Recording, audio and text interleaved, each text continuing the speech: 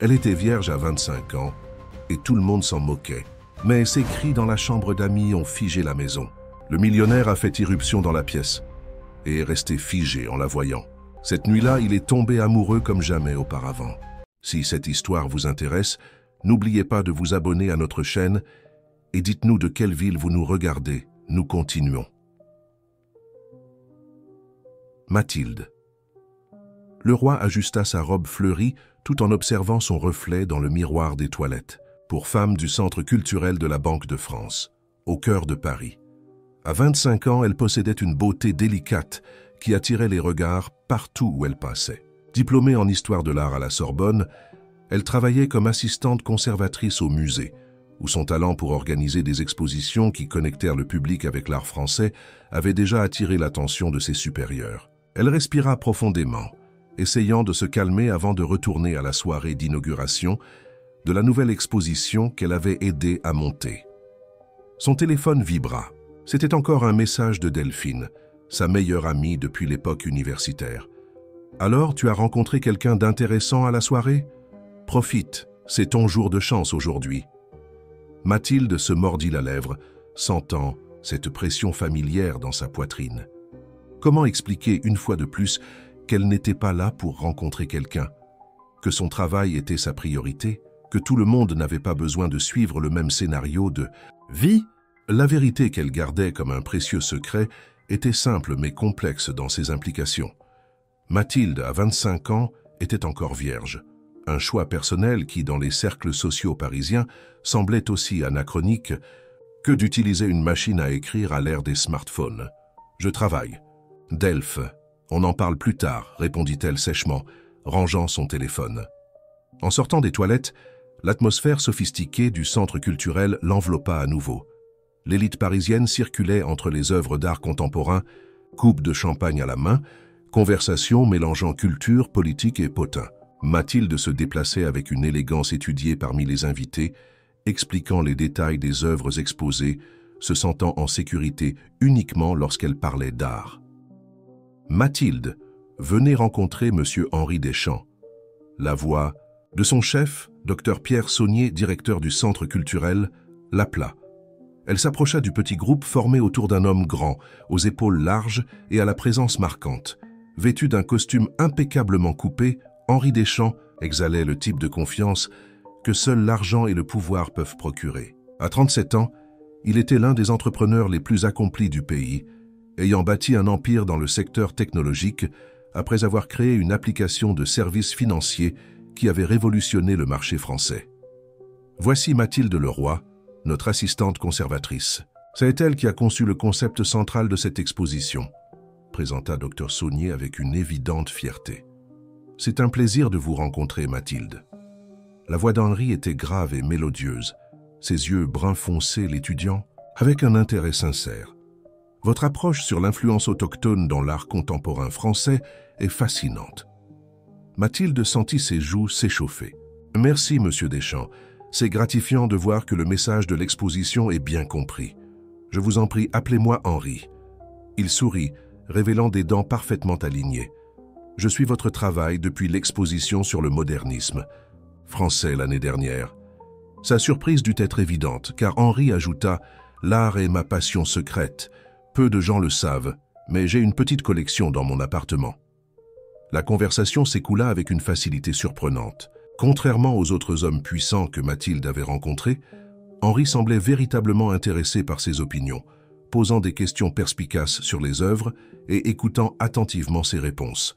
Il n'y avait pas ce ton condescendant qu'elle détestait tant, ni de tentative de l'impressionner avec des histoires de réussite ou des insinuations sur son patrimoine.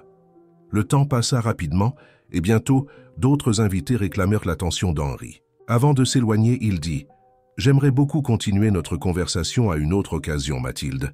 Serait-ce possible ?»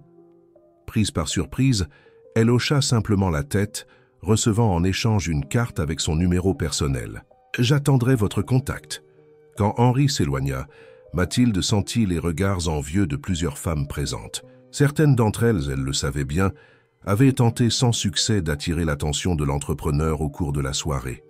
Plus tard, dans le taxi en direction de son petit appartement à Montparnasse, Mathilde ne pouvait s'empêcher de penser à cette rencontre. Quelque chose dans la présence d'Henri l'intriguait. Ce n'était pas seulement son statut ou son apparence, mais une certaine mélancolie qu'elle avait perçue dans ses yeux quand les autres ne faisaient pas attention. Chez elle, elle jeta son sac sur le canapé et alla directement dans la salle de bain. Pendant que la baignoire se remplissait, ses pensées revinrent au message de Delphine. Depuis l'adolescence, Mathilde sentait le poids des attentes sociales sur ses épaules. Alors que ses amis partageaient des histoires sur leurs premières expériences sexuelles, elle restait silencieuse, incapable d'expliquer pourquoi elle attendait quelque chose de plus, quelque chose de différent. Ce n'était pas pour des raisons religieuses ou de conservatisme familial. Sa mère, Marguerite, était une femme moderne qui lui avait toujours donné la liberté de prendre ses propres décisions. C'était quelque chose de plus profond, une conviction intime que ce moment devrait être spécial, avec quelqu'un qui, je la comprendrais vraiment, qui verrait au-delà de la façade qu'elle présentait au monde. Plongeant dans l'eau tiède, Mathilde laissa échapper quelques larmes. La solitude pesait parfois comme une pierre sur sa poitrine. Ce n'était pas seulement la virginité en soi, mais tout ce qui venait avec, la sensation d'être différente, inadéquate, décalée dans une société qui célébrait l'expérience, sexuelle comme un trophée à conquérir le plus tôt possible. Son téléphone sonna dans le salon, interrompant ses pensées. C'était Delphine à nouveau. « Matt, tu ne vas pas le croire. Je viens de voir sur les réseaux sociaux que tu parlais, avec Henri Deschamps. Comment as-tu pu ne pas me le dire? C'est l'un des célibataires les plus convoités de Paris. » Mathilde soupira. « C'était juste une conversation sur l'art, Delph. Il s'intéressait à l'exposition. » « Mais bien sûr, intérêt pour l'exposition. » La voix de Delphine débordait, de malice. « Le gars pourrait avoir n'importe quelle femme de Paris et il a passé tout ce temps à parler juste avec toi. Ce n'est pas une coïncidence. Ne commence pas, s'il te plaît. » Mathilde ferma les yeux, fatiguée. C'était une rencontre professionnelle. C'est ça le problème, Matt. Tu transformes tout en professionnel. Il est temps de vivre un peu, 25 ans et tu traites encore les hommes comme s'ils étaient radioactifs. Le commentaire atteignit Mathilde comme une gifle. Ses amis ne connaissaient pas sa situation, mais elle plaisantait constamment sur sa réticence à s'impliquer avec quelqu'un. Certaines spéculaient même qu'elle pourrait être lesbienne et cacher sa sexualité. « Je dois raccrocher, Delph. Je suis fatiguée. » Sans attendre de réponse, elle termina l'appel. De retour dans la baignoire, Mathilde laissa l'eau emporter la tension accumulée. Demain serait un autre jour. Un jour de plus de sourires polis, d'explications évasives, de se sentir comme une anomalie dans un monde où tout le monde semblait suivre un scénario invisible dont elle n'avait pas reçu de copie. La carte d'Henri. Deschamps reposait sur la table du salon comme une question sans réponse. Pendant un moment, Mathilde s'autorisa à imaginer comment ce serait d'avoir une vraie connexion avec quelqu'un, pas seulement physique, mais émotionnelle, intellectuelle. Quelqu'un qui la verrait complètement, avec ses contradictions et ses peurs, et qui la désirerait malgré tout. Secouant la tête pour chasser ses pensées, elle sortit de la baignoire. Il valait mieux ne pas nourrir d'espoir. Des hommes comme Henri Deschamps ne s'intéressaient pas vraiment à des femmes comme elle. Le monde réel ne fonctionnait pas comme dans les films romantiques qu'elle adorait secrètement regarder. Une semaine passa depuis l'inauguration de l'exposition. Mathilde restait occupée avec les visites guidées et les conférences pour les étudiants. Mais la carte d'Henri Deschamps restait intacte sur sa table de chevet. Chaque matin, en se réveillant, ses yeux se posaient sur le petit rectangle de papier à en-tête, et chaque matin, elle décidait qu'elle n'appellerait pas. Ce vendredi-là, le centre culturel était particulièrement agité. Un important gala de bienfaisance aurait lieu le soir, réunissant entrepreneurs, politiciens et célébrités pour collecter des fonds pour des projets éducatifs dans les quartiers défavorisés. En tant que membre de l'équipe organisatrice, Mathilde serait présente non seulement comme employée, mais comme invitée. « Mathilde, j'ai besoin que vous soyez responsable de la salle d'exposition principale pendant l'événement, » dit Dr. Saunier, tandis qu'il revoyait les derniers détails. « Beaucoup des invités ne sont jamais venus ici auparavant, et nous voulons les impressionner pour qu'ils continuent à soutenir nos projets. »« Bien sûr, Dr. Saunier. Je serai ravie de présenter les œuvres, » répondit-elle, imaginant déjà la longue soirée qui l'attendait, expliquant des concepts artistiques à des personnes qui seraient probablement plus intéressées par le réseautage que par l'art. À 7 heures du soir, le centre culturel commença à recevoir les invités. Mathilde avait choisi une longue robe bleu marine, élégante et discrète, avec un délicat collier de perles qui avait appartenu à sa grand-mère. Ses cheveux châtains foncés étaient attachés en un chignon bas, quelques mèches encadrant son visage aux traits délicats. La salle principale, où étaient exposées les œuvres les plus significatives de la collection, se remplit rapidement d'invités. Mathilde circulait parmi eux, expliquant le contexte historique des pièces, répondant aux questions et observant, avec un mélange de fascination et d'inconfort, comment l'élite française se comportait dans cet environnement. C'est alors qu'elle le vit. Henri Deschamps entra dans la salle vêtu d'un smoking impeccable qui soulignait sa silhouette athlétique. Contrairement à la plupart des personnes présentes, qui semblaient plus intéressées à être vues qu'à voir, il marchait lentement, s'arrêtant pour observer chaque œuvre avec une attention sincère. Mathilde sentit son cœur s'accélérer. Il y avait quelque chose dans sa posture, dans la façon dont il se tenait légèrement à l'écart des groupes qui se formaient, qui suggérait une solitude similaire à la sienne. Pendant un moment, elle resta paralysée, ne sachant pas si elle devait l'aborder ou attendre qu'il la remarque. La décision fut prise par lui. Leurs regards se croisèrent à travers la salle et un sourire lent se forma sur les lèvres d'Henri. Il marcha vers elle d'un pas décidé, ignorant ceux qui essayaient d'attirer son attention en chemin. « Mathilde, dit-il en s'approchant, j'espérais vous rencontrer ce soir. »« Monsieur Deschamps, répondit-elle, essayant de maintenir une attitude professionnelle. C'est un plaisir de vous revoir. Henri, s'il vous plaît, insista-t-il avec une lueur amusée dans le regard. Et j'avoue que j'ai été déçu quand vous ne m'avez pas appelé. Mathilde sentit le rouge lui monter au visage. Je vous présente mes excuses. La semaine a été assez intense avec l'exposition. Il n'y a pas besoin d'excuses, répondit-il, son ton doux. En fait, je crois que c'était mieux ainsi. Le destin nous a réunis à nouveau et maintenant je peux vous inviter personnellement à dîner un de ces jours. Avant que Mathilde ne puisse répondre, ils furent interrompus par un homme d'âge moyen qui s'approcha avec effusion. « Henri, mon garçon, quel plaisir de te voir ici. » L'homme donna de petites tapes dans le dos d'Henri avec une familiarité excessive. « Nous devons parler de ce projet à Lyon. J'ai quelques investisseurs intéressés. » Henri maintint son sourire, mais Mathilde perçut un subtil changement dans ses yeux, un voile de désintérêt qui couvrit l'éclat précédent. « Richard, bonsoir. Je suis au milieu d'une conversation maintenant, mais nous pourrons parler plus tard si cela ne vous dérange pas. » Richard regarda Mathilde comme s'il venait juste de remarquer sa présence. Ses yeux l'évaluèrent rapidement, un sourire condescendant se formant sur ses lèvres. « Ah, bien sûr, bien sûr. Je ne savais pas que tu étais occupé. » Le ton insinuant fit Mathilde se recroqueviller intérieurement. « Plus tard alors, n'oublie pas de me chercher. » Quand Richard s'éloigna, Henri se tourna vers elle avec un regard d'excuse. « Pardonnez l'interruption et le manque de politesse. »« J'y suis habituée, » répondit Mathilde, essayant de paraître insouciante. « Cela fait partie du travail. »« Cela ne devrait pas être ainsi, » dit-il, la voix portant une intensité inattendue. Des gens comme Richard voient le monde comme un grand jeu d'échecs, où tous sont des pièces à manipuler pour leur bénéfice.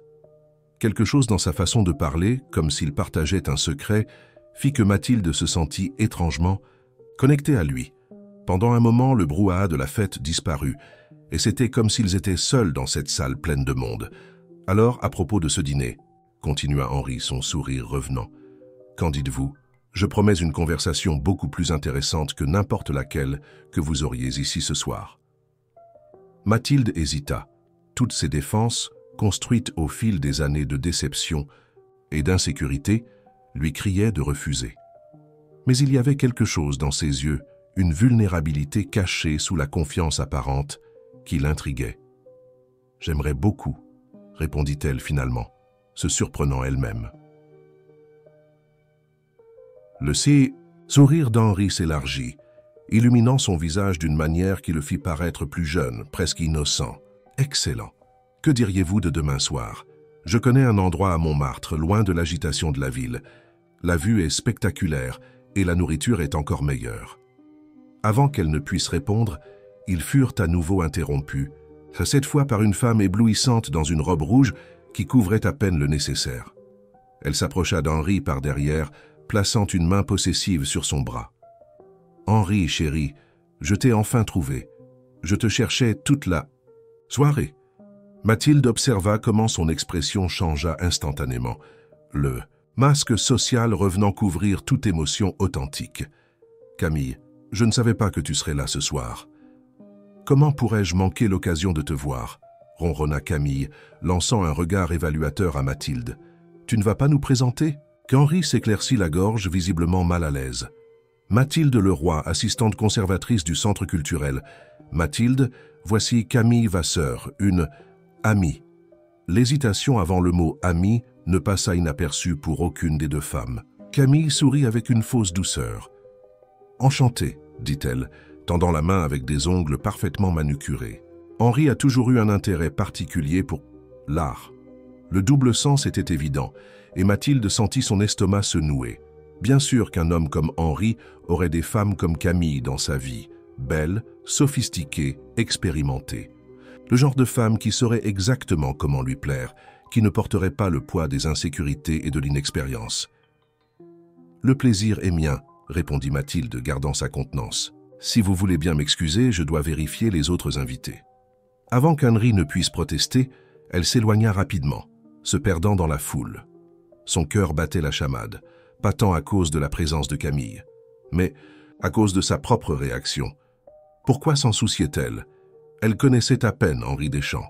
Elle ne lui devait rien et lui non plus. Pendant l'heure suivante, Mathilde évita délibérément la partie de la salle où se trouvait Henri. Elle se concentra sur son travail, souriant poliment aux invités, répondant aux questions sur les œuvres exposées, faisant semblant que le bref moment de connexion n'avait pas eu lieu. Mais ses yeux traîtres continuaient à le chercher dans la foule. Elle le vit quand il parla avec un groupe d'entrepreneurs, quand il rit de quelque chose, que le maire lui dit, quand il accepta une coupe de champagne d'un serveur qui passait. Et elle remarqua avec un pincement de satisfaction qu'elle ne voulait pas admettre, que Camille était maintenant divertie par un autre homme de l'autre côté de la salle. À mesure que la soirée avançait, Mathilde commença à sentir la fatigue s'accumuler. Son dos lui faisait mal d'être resté debout si longtemps et le bruit constant des conversations et des rires commençait à lui donner mal à la tête. Elle décida de faire une pause, se dirigeant vers une petite salle adjacente qui servait d'espace de repos pour l'équipe du musée. La salle était vide, éclairée seulement par la lumière qui venait du couloir. Mathilde s'assit dans un fauteuil, dans le coin, ferma les yeux et s'autorisa un moment de vulnérabilité. Une larme unique coula sur son visage, emportant avec elle toute la frustration et la confusion qu'elle ressentait. « Vous allez bien ?» La voix grave la fit sursauter. Henri était debout à la porte, l'expression préoccupée. Mathilde essuya rapidement la larme, embarrassée d'avoir été surprise dans un moment si intime. « Je vais très bien », mentit-elle, forçant un sourire. « Juste fatiguée. » Henri entra dans la salle, fermant la porte derrière lui. Le geste qui, dans d'autres circonstances, aurait pu sembler menaçant, fut fait avec une telle délicatesse que Mathilde ne ressentit pas de peur, seulement une étrange sensation d'attente. « Vous m'avez fui, » dit-il, s'asseyant dans le fauteuil à côté d'elle. Il n'y avait pas d'accusation dans sa voix, juste une constatation.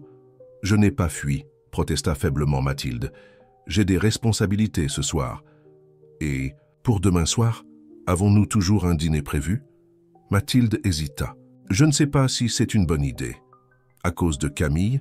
demanda-t-il direct. « Ce n'est pas mon affaire avec qui vous entretenez des relations. »« Je n'entretiens pas de relations avec Camille, » répondit Henri, son ton ferme.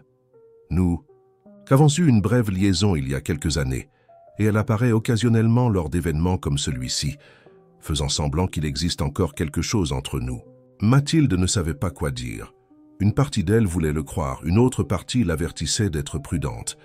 Des hommes comme Henri Deschamps étaient des maîtres pour dire ce que les femmes voulaient entendre. « Puis-je être sincère ?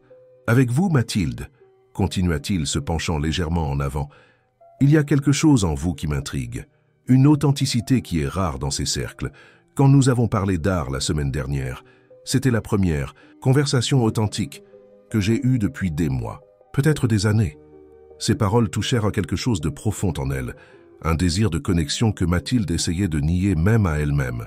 « Vous ne me connaissez pas », dit-elle finalement, sa voix à peine plus qu'un murmure. « Comment pouvez-vous parler d'authenticité chez quelqu'un que vous avez à peine rencontré 2 fois ?» Un sourire mélancolique apparut sur les lèvres d'Henry. « Certaines personnes, vous les connaissez en 5 minutes, d'autres vous ne les connaissez pas même en 50 ans. » Il fit une pause, ses yeux fixés sur les siens. « C'est une question de reconnaissance, Mathilde. Je reconnais en vous quelque chose qui existe aussi en moi. » « Et qu'est-ce que ce serait ?» demanda-t-elle sincèrement curieuse. « La solitude, » répondit Henry simplement. « Pas la solitude d'être seul, mais celle d'être entouré de gens, et pourtant de se sentir étranger. » Les mots frappèrent Mathilde comme la foudre. C'était exactement ainsi qu'elle se sentait. Une étrangère dans un monde où tout le monde semblait connaître les règles d'un jeu qu'elle n'avait jamais appris à jouer. Avant qu'elle ne puisse élaborer une réponse, la porte de la salle s'ouvrit brusquement. Dr Saunier entra, s'arrêtant surpris en les voyant assis si proches. « Ah, pardonnez l'interruption, » dit-il, avec un sourire entendu qui fit rougir Mathilde. « Mathilde, quelques journalistes posent des questions sur l'exposition. Pourriez-vous… » « Bien sûr, docteur Saunier, j'y vais. » Elle se leva rapidement, ajustant sa robe avec des mains légèrement tremblantes. Elle se tourna vers Henry. « Excusez-moi. » Il acquiesça, une expression indéchiffrable sur son visage. Quand Mathilde arriva à la porte, sa voix l'arrêta. « Alors, demain à 8 heures, je peux envoyer une voiture vous chercher. » Sous le regard curieux du docteur Saunier, Mathilde hésita seulement une seconde avant de répondre. « 8 heures, c'est parfait. Mais pas besoin d'envoyer une voiture. Je peux vous retrouver au restaurant. »« Je préfère venir vous chercher, » insista Henry gentiment. « Si cela ne vous dérange pas. » Avec un léger signe d'accord, Mathilde sortit de la salle, sentant le regard des 2 hommes dans son dos. Dr Saunier la suivit dans le couloir, une expression amusée sur son visage. « Henry Deschamps, hein ?» commenta-t-il tandis qu'il retournait à la salle principale. Il n'a pas l'habitude de prêter attention à beaucoup de gens lors de ces événements. Vous avez dû l'impressionner. « C'était juste une conversation sur l'art, » répondit Mathilde, répétant la même excuse qu'elle avait donnée à Delphine. Mais cette fois, même elle ne croyait pas à ses propres paroles. Le reste de la soirée passa dans un flou de visages, conversations et coupes de champagne refusées. Mathilde remplit ses obligations mécaniquement, son esprit fixé sur le rendez-vous du lendemain. Elle vit Henry quelques fois de plus au cours de la fête, toujours entouré de personnes qui cherchaient son attention, mais leurs regards se croisaient occasionnellement à travers la salle, comme s'ils partageaient un secret. Quand elle arriva enfin chez elle, épuisée et émotionnellement vidée, Mathilde tomba sur le lit sans même enlever son maquillage. Sa dernière pensée avant de s'endormir fut une question persistante. Que voulait vraiment un homme comme Henry Deschamps avec elle? Le lendemain matin, elle fut réveillée par le son insistant de la sonnette. Encore engourdie de sommeil, elle se traîna jusqu'à la porte, trouvant Delphine de l'autre côté, portant un sac de pain et un sourire enthousiaste. « Bonjour, belle au bois dormant. J'ai apporté le petit déjeuner et je suis venue exiger tous les détails juteux sur hier soir. » Mathilde gémit, laissant son amie entrer. « Il n'y a pas de détails juteux, Delph. C'était juste un événement de travail. »« Ça n'est pas ce qu'on dit sur les réseaux sociaux. » chantonna Delphine, prenant son téléphone. « Regarde ça. » Elle montra l'écran à Mathilde, qui vit une photo d'elle conversant avec Henry à l'exposition. La légende disait « Henry Deschamps, milliardaire entrepreneur, semble avoir trouvé un nouvel intérêt au-delà des affaires. Qui est la mystérieuse brune qui a capturé l'attention du célibataire le plus convoité de Paris ?» Mathilde sentit le sang quitter son visage. « Ce n'est pas possible, d'où vient ça ?» Page de potin. Elle a déjà des milliers de likes. Delphine semblait plus excitée qu'inquiète. « Matt, tu sors avec Henry Deschamps et tu ne m'as rien dit. »« Je ne sors pas avec lui, » protesta Mathilde, prenant le téléphone pour mieux examiner la photo. « C'est ridicule. Nous parlions simplement de l'exposition. » Delphine haussa un sourcil, sceptique. « Et c'est pour ça qu'il te regarde. » Comme s'il voulait te dévorer sur place. Mathilde regarda à nouveau l'image. En effet, il y avait quelque chose d'intense dans le regard d'Henry, quelque chose qui allait au-delà d'un simple intérêt professionnel. Elle sentit une chaleur monter de son cou jusqu'à ses joues. « Ça ne signifie rien, » murmura-t-elle, rendant le téléphone. « Et même si c'était le cas, ça ne marcherait pas. Pourquoi pas? Demanda Delphine, la suivant jusqu'à la cuisine où Mathilde commença à préparer du café. Parce que nous sommes de mondes complètement différents. Mathilde mesura le café avec soin, évitant le regard de son ami. Il est Henri, Deschamps, milliardaire, playboy. Il a probablement été avec des centaines de femmes. Et je suis... Elle s'arrêta, les mots coincés dans sa gorge. Était-elle sur le point de révéler son secret le mieux gardé? « Tu es quoi ?» insista Delphine, s'asseyant sur le comptoir de la cuisine. « Belle, intelligente, talentueuse? Parce que tu es tout ça, Matt. » Mathilde sourit faiblement. « Merci, mais ce n'est pas de ça que je parle. C'est que... » Elle hésita, cherchant les mots justes. « Je n'ai pas d'expérience avec des hommes. Comme lui. Je ne saurais pas comment agir, quoi dire. Ce n'était pas toute la vérité, mais c'en était une partie. Personne ne naît en sachant, Matt. » Delphine prit sa main, la serrant doucement. « Mais si tu ne prends jamais de risques, tu ne découvriras jamais. » Le reste de la journée passa dans un mélange d'anxiété et d'anticipation. Delphine l'aida à choisir une robe, un modèle, simple mais élégant de couleur bordeaux, qui mettait en valeur sa peau claire et ses yeux vert brun. Elle l'aida aussi avec le maquillage et les cheveux, qu'elles décidèrent de laisser détacher, tombant en douces ondulations sur ses épaules. À 8 heures précises, la sonnette retentit. Delphine, qui avait insisté pour rester jusqu'à Saï. L'arrivée d'Henri poussa un petit cri d'excitation. « Il est ponctuel, c'est déjà bon signe. » Mathilde respira profondément, essayant de calmer son cœur qui battait la chamade. « Je ne peux pas faire ça, Delph. Je vais appeler et annuler. »« N'y pense même pas. » Delphine la poussa vers la porte. « Vas-y et profite de la soirée. Tu le mérites. » Les mains tremblantes, Mathilde ouvrit la porte. Henri était là, encore plus séduisant qu'elle ne s'en souvenait, portant un pantalon foncé et une chemise blanche impeccable sans cravate. Il semblait plus détendu que la veille, plus accessible d'une certaine manière. « Bonsoir, Mathilde, » dit-il, ses yeux la parcourant avec appréciation. « Vous êtes éblouissante. »« Merci, » répondit-elle, se sentant étrangement timide. « Vous êtes très élégant aussi. » Delphine s'éclaircit la gorge derrière elle, lui rappelant sa présence. « Ah, voici mon amie Delphine », présenta rapidement Mathilde. Henri sourit, tendant la main. « C'est un plaisir de vous rencontrer, Delphine. »« Tout le plaisir est pour moi, » répondit Delphine, avec un sourire que Mathilde connaissait bien. C'était son sourire de « Je vais extraire toutes les informations possibles. Prenez soin de mon amie, monsieur Deschamps. Elle est spéciale. » « J'en suis certain, » répondit-il, le ton sincère surprenant Mathilde. « Et s'il vous plaît, appelez-moi Henri. » Le restaurant qu'Henri avait choisi se trouvait dans un endroit isolé de Montmartre, avec vue sur toute la ville. C'était un lieu petit et discret, avec seulement quelques tables disposées dans un jardin illuminé par des lumières douces. La cuisine était une fusion de gastronomie française et méditerranéenne, avec des plats que Mathilde n'avait jamais goûtés auparavant.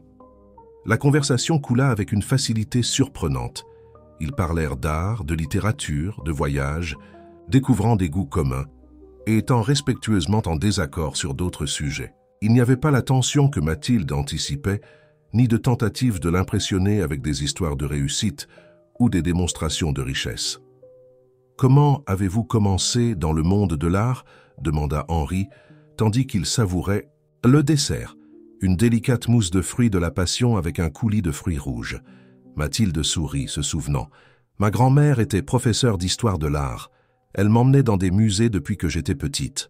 Je me souviens que je restais des heures à regarder une seule peinture, imaginant l'histoire derrière elle, qui était l'artiste, ce qu'il ressentait quand il l'a créée. Et elle est toujours en vie, votre grand-mère ?» La question, posée avec un intérêt sincère, toucha Mathilde. « Non, elle est partie quand j'avais 16 ans. C'était difficile. Nous étions très proches. » Henri acquiesça, compréhensif. « J'ai perdu mon père quand j'avais 15 ans. Cancer. C'est ce qui m'a motivé à créer ma première entreprise, une plateforme de télémédecine pour les communautés sans accès à des spécialistes. »« Je ne savais pas cela, » dit Mathilde, surprise. « Dans les interviews, vous parlez toujours de l'application financière. Parce que c'est ce qui a rapporté le plus d'argent, expliqua-t-il avec un sourire ironique. L'histoire du garçon motivé par la perte de son père ne vend pas autant que celle du génie financier qui a révolutionné le marché. Il y avait une amertume dans sa voix que Mathilde n'attendait pas. « Vous n'aimez pas la célébrité, n'est-ce pas ?» Henri considéra la question un moment. « Ce n'est pas la célébrité en soi qui me dérange, c'est ce qui vient avec les attentes, les suppositions, les personnes qui s'approchent par intérêt. Après un certain temps, vous commencez à douter de tout et de tous. « Y compris de moi ?» demanda Mathilde avant de pouvoir se retenir. Leurs regards se croisèrent par-dessus la table. « Particulièrement de vous, » répondit-il, la surprenant. « Parce que vous m'intéressez d'une façon que je ne peux pas expliquer, et cela me fait peur. » Cette confession si ouverte et vulnérable laissa Mathilde sans voix. Pendant un moment, ils se regardèrent simplement. Le silence chargé d'une tension qui allait au-delà du physique. C'était une reconnaissance mutuelle d'âme qui, d'une certaine manière, se comprenait. Le moment fut brisé par le téléphone d'Henri qui vibra avec insistance sur la table. Il regarda l'écran et fronça les sourcils. « Je dois répondre, c'est mon assistante. Ce doit être important à cette heure. » Tandis qu'il s'éloignait pour parler au téléphone, Mathilde respira profondément, essayant d'organiser ses pensées. La soirée prenait une tournure qu'elle n'avait pas prévue. Henri Deschamps n'était pas ce qu'elle attendait. Ce n'était pas le playboy arrogant des magazines de potins, mais un homme complexe, avec des insécurités et des peurs semblables, aux siennes. Quand il revint, il y avait une expression tendue sur son visage. « Je suis désolé, Mathilde, mais un problème est survenu avec l'une de mes affaires en Asie. Je dois passer quelques appels. »« C'est bon, » répondit-elle, essayant de cacher sa déception. « Nous pouvons partir. »« Je ne veux pas gâcher notre soirée, » dit-il, semblant véritablement contrarié. « Cela vous dérangerait-il que nous continuions dans mon appartement ? Je promets que ce sera juste le temps de résoudre cela. Ensuite, je pourrai vous raccompagner chez vous. » L'invitation prit Mathilde par surprise. Aller à l'appartement d'Henri signifiait entrer dans son monde privé, un pas qu'elle n'était pas sûre d'être prête à franchir. D'un autre côté, la soirée se passait si bien et elle ne voulait pas qu'elle se termine ainsi. « D'accord, » accepta-t-elle finalement. « Mais ne vous inquiétez pas pour moi. Résolvez ce que vous devez résoudre. » L'appartement d'Henri se trouvait au dernier étage d'un immeuble élégant à Saint-Germain-des-Prés, avec vue sur la Seine. Il était étonnamment accueillant pour la résidence d'un milliardaire. Spacieux et luxueux, oui, mais décoré avec des pièces qui dénotèrent de la personnalité et du goût, pas seulement du statut. Les murs présentaient une impressionnante collection d'art contemporain français, comprenant quelques artistes, que Mathilde reconnut immédiatement. « Faites comme chez vous, » dit Henri, indiquant le salon. « Je vais passer ces appels dans mon bureau. Cela ne devrait pas prendre plus d'une demi-heure. » Quand il sortit, Mathilde parcourut la pièce, examinant les œuvres d'art avec un intérêt professionnel. Il y avait des pièces d'artistes consacrées comme Nicolas de Staël et Pierre Soulages, mais aussi de talents émergents des banlieues de Paris et Lyon. Pendant qu'elle attendait le retour d'Henri, Mathilde continua d'explorer l'appartement, observant les détails qui révélaient des aspects de la personnalité de son propriétaire qui n'apparaissaient pas dans les magazines d'affaires. Une bibliothèque remplie de livres attira son attention. Œuvres de philosophie, d'histoire et de littérature classique, beaucoup avec des marque-pages et des annotations dans les marges, signes de lecture fréquente et attentive. Sur une table latérale, elle trouva quelques photographies encadrées. L'une d'elles montrait un jeune Henri aux côtés d'un homme d'âge moyen, tous deux souriant devant un petit bâtiment commercial. Était-ce son père avant la maladie?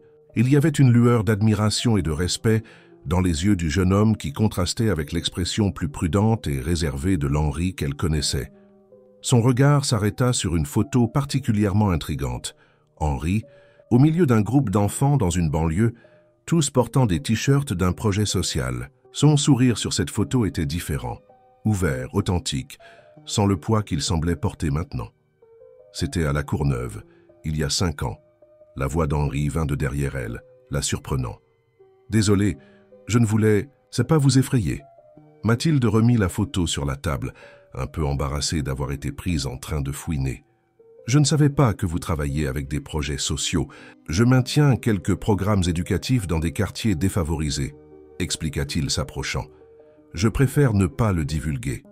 Quand vous mettez votre nom sur quelque chose comme ça, les gens commencent à questionner vos motivations. »« Et quelles sont vos motivations ?» demanda Mathilde véritablement curieuse.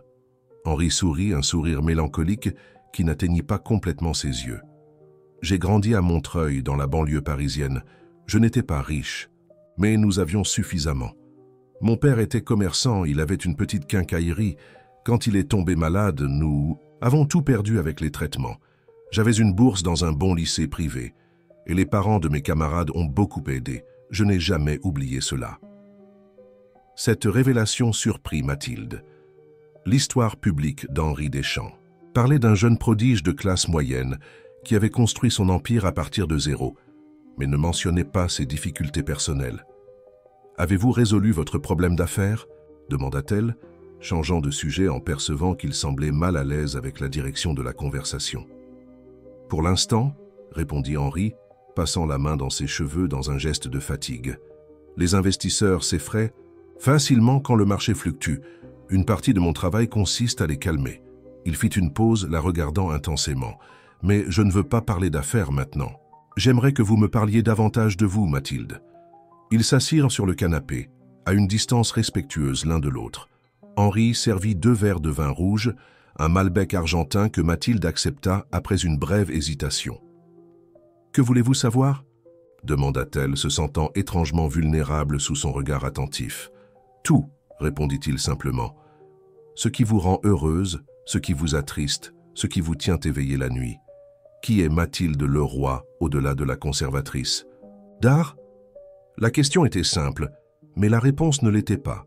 Comment expliquer qui elle était sans révéler ce qui la définissait, ou du moins ce qu'elle croyait qui la définissait aux yeux des autres? « Je ne suis pas une personne très intéressante, » commença-t-elle, fixant son regard sur le verre de vin. « J'ai grandi à Vincennes, fille unique. Ma mère est professeure de français au lycée. Mon père nous a quittés quand j'avais 7. Tiens, alors nous avons été élevés par ma grand-mère, celle dont je vous ai parlé, la professeure d'histoire de l'art.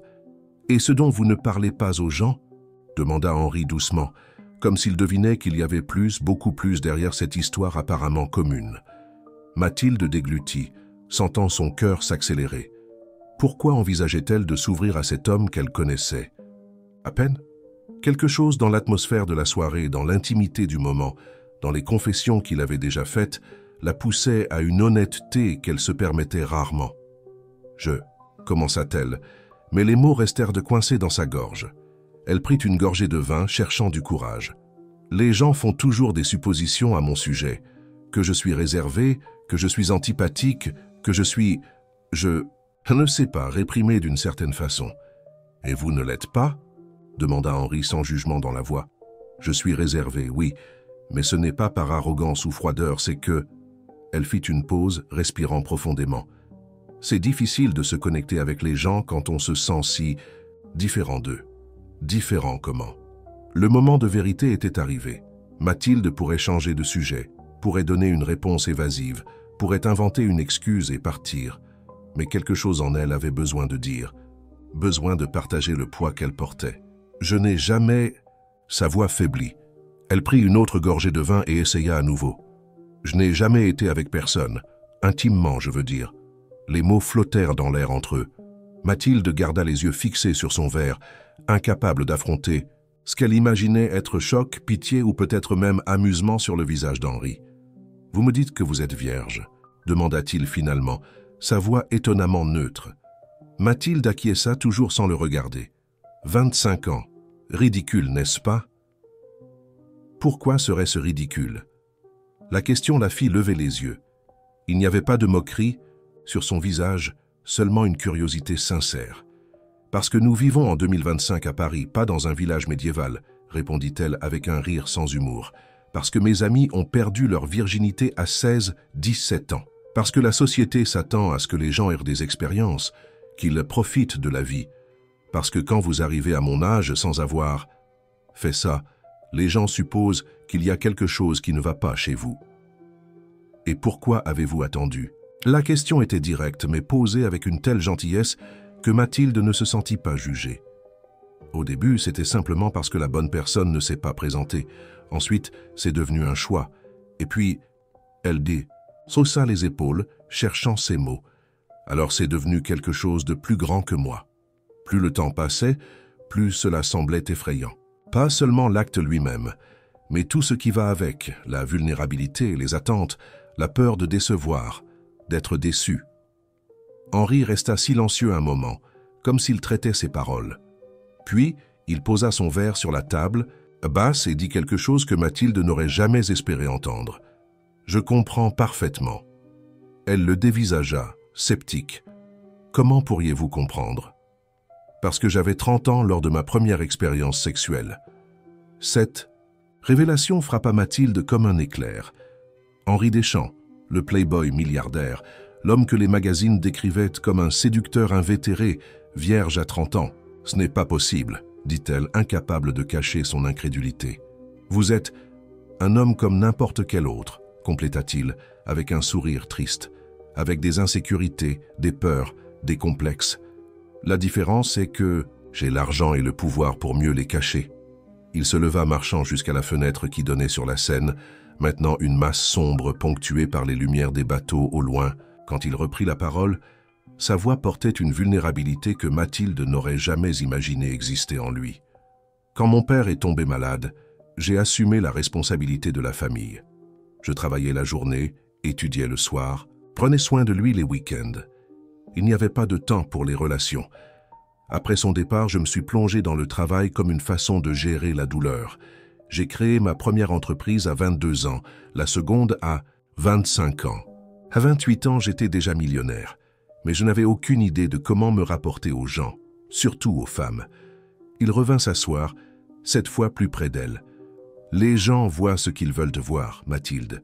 Ils voient l'argent, le pouvoir, le succès. Ils ne voient pas le garçon effrayé de Montreuil qui ne sait pas comment se connecter, qui a peur d'être aimé seulement pour ce qu'il possède, pas pour ce qu'il est. »« Qu'est-ce qui a changé à 30 ans ?» demanda-t-elle, captivée par son histoire. Un sourire mélancolique apparut sur les lèvres d'Henri. « J'ai rencontré une femme, une architecte qui travaillait sur le projet de mon premier siège social. Elle n'était pas impressionnée par mon argent, pas intimidée par ma position. Pour la première fois, j'ai senti que quelqu'un voyait l'homme au-delà de l'entrepreneur. Vous êtes restés ensemble ? Pendant 2 ans. Ce furent les meilleurs de ma vie jusqu'alors. Mais elle voulait une vie normale, des enfants, du temps ensemble, des week-ends en famille. J'étais en train de construire un empire, voyageant constamment, toujours disponible pour mes affaires, jamais pour elle. » Il y avait une tristesse profonde dans ses yeux en racontant cette partie de l'histoire. « Nous nous sommes séparés en 1976, bon terme. Elle a épousé un professeur d'université, a 2 enfants. Elle semble heureuse sur les photos que je vois occasionnellement sur les réseaux sociaux. J'ai continué, concentré sur la construction de plus en plus, comme si cela pouvait combler le vide. « Et ça a fonctionné ?» demanda Mathilde doucement. Henri la regarda directement dans les yeux. « Qu'en pensez-vous » La réponse n'était pas nécessaire. La solitude qu'elle avait perçue en lui depuis leur première rencontre parlait d'elle-même. Après, elle, continua-t-il, il y a eu d'autres femmes, certaines intéressées par mon argent, d'autres par le statut d'être avec Henri Deschamps, peu intéressées à connaître l'homme derrière le nom. « Est-ce pour cela que vous vous intéressez à moi ?» demanda Mathilde, l'insécurité transparaissant dans sa voix. « Parce que je ne suis pas facilement impressionnée. Je m'intéresse à vous parce que quand je regarde dans vos yeux, je vois quelqu'un qui comprend ce que c'est de se sentir déplacé dans un monde où tout le monde semble savoir exactement qui ils sont et ce qu'ils veulent. Quelqu'un qui valorise l'authenticité au-dessus des apparences. » Ces paroles touchèrent quelque chose de profond en Mathilde, une vérité qu'elle admettait à peine à elle-même. La sensation de ne pas appartenir, d'être toujours un pas, hors de synchro avec le reste du monde. « Vous n'avez jamais raconté cela à personne ?» demanda-t-elle, encore en train d'assimiler sa révélation. « À peu de personnes, » admit Henri. « C'est le genre d'histoire qui ne correspond pas à l'image que j'ai construite ou qu'on a construite pour moi. Les magazines préfèrent me dépeindre comme un playboy invétéré. Ça vend mieux. » Le silence qui suivit n'était pas inconfortable, mais chargé d'une nouvelle compréhension mutuelle. Mathilde sentit que quelque chose avait changé entre eux. Une barrière invisible était tombée, permettant une proximité qui allait au-delà du physique. « Vous savez ce qui est drôle ?» dit-elle finalement, avec un petit sourire. « J'ai passé tant de temps à me sentir comme une anomalie, comme si j'étais la seule personne au monde à vivre cela. Et maintenant? Et maintenant, vous avez découvert que vous n'êtes pas seul, compléta Henri, lui rendant son sourire. La semaine suivante, Mathilde et Henri commencèrent à se voir régulièrement, toujours loin des yeux curieux de la société parisienne. Dîner dans des restaurants discrets, promenades sur les quais de Seine à l'aube, quand peu de gens y circulaient encore, visites à des galeries d'art moins connues, où ils pouvaient passer inaperçus. À chaque rencontre, ils partageaient davantage leurs histoires, leurs peurs et leurs espoirs. Henri raconta la pression constante de maintenir son empire sur les rails, les nuits d'insomnie à s'inquiéter pour les milliers d'employés qui dépendaient de ses décisions. Mathilde parla de ses rêves de diriger un jour son propre espace culturel, de la relation compliquée avec sa mère, qui, bien qu'aimante, n'avait jamais complètement compris ses choix. Un dimanche pluvieux, ils décidèrent de rester dans l'appartement de Mathilde, un endroit petit mais accueillant à Montparnasse, décoré avec des affiches d'expositions célèbres et des étagères débordant de livres sur l'art. Henri, habillé décontracté en jeans et t-shirt, une vision qui surprenait encore Mathilde, habituée à le voir en costumes impeccables, l'aidait à préparer un risotto simple dans la cuisine étroite. « Où avez-vous appris à cuisiner comme ça ?» demanda-t-elle, l'observant manipuler les ingrédients avec la précision d'un chef professionnel. « YouTube », répondit-il avec un sourire timide. « Quand vous vivez seul et ne voulez pas dépendre de la livraison tous les soirs, vous apprenez ? Quelques trucs. » La domesticité de la scène toucha Mathilde d'une façon inattendue. C'était comme entrevoir une vie alternative, une où Henri n'était pas le puissant homme d'affaires des couvertures de magazines, mais simplement un homme ordinaire préparant le dîner du dimanche avec sa... Quoi? Petit ami? Amis? Ils n'avaient pas encore défini ce qu'ils étaient l'un pour l'autre, bien que l'intimité émotionnelle croissante entre eux suggérait quelque chose bien au-delà de l'amitié. Pendant qu'Henri terminait le risotto, Mathilde alla dans la chambre chercher un pull, car la pluie avait apporté une humidité froide dans l'appartement. En ouvrant le tiroir de sa commode, elle trouva un petit carnet relié en cuir qu'elle n'avait pas vu depuis des années, le journal de Gabrielle, son ancienne colocataire à l'université. Gabrielle avait été une présence marquante dans sa vie universitaire, intelligente, vivace, apparemment confiante en tout ce qu'elle faisait. Quand elle avait obtenu son diplôme, 1 an avant Mathilde, elle avait laissé derrière elle quelques affaires, y compris ce journal que, pour une raison quelconque, Mathilde n'avait jamais eu le courage de lui rendre ou de jeter. Assise au bord du lit, Mathilde tenait le petit journal entre ses mains, sentant le poids des souvenirs qu'il contenait. Elle ne l'avait jamais lu, respectant l'intimité de Gabrielle, mais quelque chose en ce moment, peut-être la vulnérabilité qu'elle avait ressentie en s'ouvrant à Henri, peut-être le besoin de savoir qu'elle n'était pas seule dans ses insécurités, la poussait à l'ouvrir. « Mathilde, le risotto est presque prêt », appela Henri depuis la cuisine. « J'arrive », répondit-elle, remettant le journal dans le tiroir. Ce n'était pas le bon moment. Pendant le dîner, ils partagèrent des histoires légères d'enfance, rirent d'expériences embarrassantes, discutèrent de films et de livres. La pluie tombait doucement dehors, créant une atmosphère intime et chaleureuse.